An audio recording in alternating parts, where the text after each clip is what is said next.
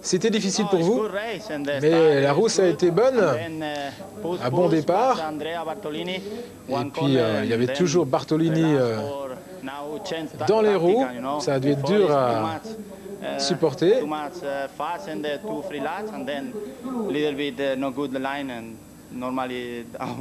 Now it's better for me and very happy bike and everything is good and now it's okay. Ah ben voilà, il est content Garcia Vico, c'est logique, il a fait une bonne course, extrêmement régulière, il a rien lâché, il a jamais lâché prise, même quand Barto s'est rapproché de lui, il a regardé droit devant lui Garcia Vico, auteur d'une course sans faute on va dire, un cran en dessous des ténors, mais c'est le premier podium de la saison pour l'Espagnol. Et il est 4e au classement général du championnat du monde, donc il va quand même falloir le surveiller. S'il y a des petites fautes devant, eh bien, peut-être dans le top 3 en fin d'année pour Garcia Vico, même si c'est peut-être pas le pilote le plus doué. We know that your goal was to win this GP, but when you came second, Stéphane was really far and it was impossible to catch him. Alors, impossible de revenir sur Stéphane. Le problème, c'est que je jouais à domicile, mais il nous le fait en français, Yves de Maria, je vous le laisse Stéphane, alors. il était très relâché, parce qu'il savait que son principal adversaire, Smet, était diminué. Donc ça l'a relâché, ça m'a pas fait du bien à moi. Mais bon, je suis quand même très content parce qu'après l'Allemagne, faire un podium ici, c'est bien. Et il y a un mois, j'étais immobilisé, donc je crois qu'il ne faut pas trop en demander non plus. Everts était très fort aujourd'hui. Mais bon, deuxième, c'est bien. I'm really happy with my second position. You know, 1 month ago I was injured and I was not racing. Of course, I would prefer to win, but you know, I was really tense this weekend. Fait l'essentiel, il a bien expliqué là que deuxième place, c'était ce qu'il pouvait espérer de mieux, même s'il ne le dit pas à mot ouvert. Mais gageons quand même que le Marseillais va essayer maintenant de combler ce petit espace qu'il manque, là, cette toute petite pointe qui lui manque pour encore aller chatouiller Everts dans les prochaines semaines. Je pense qu'il va essayer, il a une excellente machine et il revient vraiment bien en forme après ce qu'on a expliqué en début de saison, donc ces 2 grands prix qu'il avait loupés dû à des problèmes physiques. Il va falloir se méfier du français déjà à partir du prochain Grand Prix en Italie et on va voir Stéphane. Alors 52e victoire, vous avez dû attendre longtemps pour la 51e et là hop, vous enchaînez tout de suite. Eh bien j'avais déjà gagné ici l'année dernière. La piste était parfaite pour moi, un peu de pluie pendant le week-end et ça lui convient bien. Pas beaucoup de grip, c'était assez glissant. Mais il a pris un très bon départ. Et puis il a réussi à creuser l'écart assez vite et les autres n'ont jamais pu revenir pour l'inquiéter. C'était court comme interview, mais c'était bon. C'était même du très bon Stéphane Everts aujourd'hui. Oui, excellent. Il a souligné beaucoup de pierres, circuit glissant, mais quand les conditions sont difficiles, eh bien Stéphane est toujours là, toujours présent, toujours, je dirais, supérieur à la moyenne, très en forme. On le constate, on l'a vu quand même très frais après cette manche à l'interview. Donc je pense que Stéphane, effectivement, est vraiment sur le chemin de sa top forme.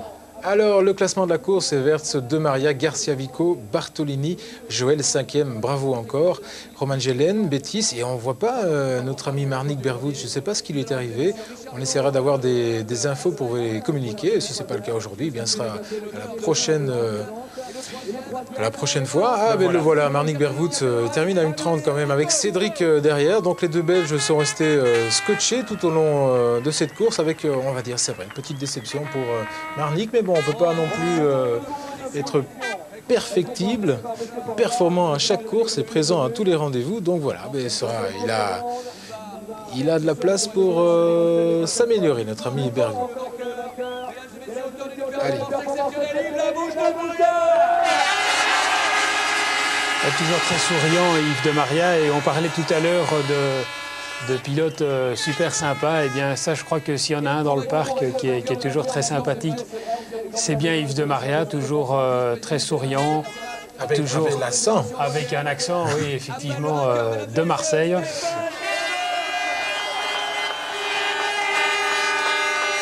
J'ai bien envie de laisser la dernière conclusion, en tout cas une des dernières à Guy qui était là-bas pour nous aujourd'hui.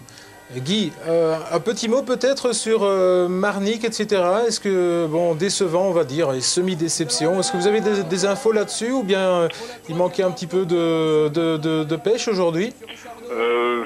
Oui, je crois qu'il a pris un mauvais départ. Ça, c'est déjà un point principal pour lui. Il faut prendre des bons départs, c'est absolument nécessaire compte tenu du fait que les courses ne sont quand même pas tellement longues, 35 000 plus de tours, avec avec des pilotes qui roulent très vite devant, donc il n'est pas facile de remonter le terrain, mais de toute façon il n'était pas au mieux. C'est bizarre parce que hier il était très bien, Marnik, il l'avait prouvé d'ailleurs à Tuchenthal, pour moi c'était le plus fort à Tuchenthal il y a 15 jours. Et aujourd'hui, je ne sais pas, c'est bizarre parce qu'il se déclarait en très grandes conditions. Donc là, il va falloir l'interviewer à froid et surtout ne pas en faire un drame. De toute façon, il reviendra très certainement au meilleur niveau. Encore un mot sur De Maria. De Maria, comme le dit Didier, c'est vrai, c'est un garçon hyper sympa. Il est de Marseille, il habite maintenant près de Nîmes avec sa femme et sa petite fille.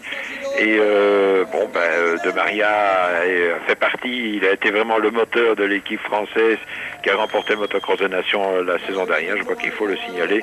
Et en plus, c'est un pilote qui a manqué de régularité, mais qui est extrêmement talentueux. Et Joël Smith avait prédit avant la saison, il m'a dit, oui, De Maria, c'est certain, il va remporter des grands prix. Il ne l'a pas encore fait. Il a été blessé tout en début de championnat du monde à Valkenswaard. Mais il revient dans le coup, il l'a prouvé aujourd'hui. Évidemment, il a devant lui un certain Stéphane Evers, et là, ça va être éminemment difficile. Guy, dans 15 jours, vous nous revenez ou bien vous continuez votre tour d'Europe? Non, je viens voir. Non, je serai là.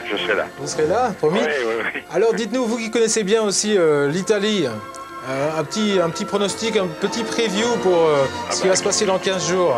En principe, ça devrait être... on devrait voir... Aujourd'hui, on a vu un Français, c'est normal, on est en France.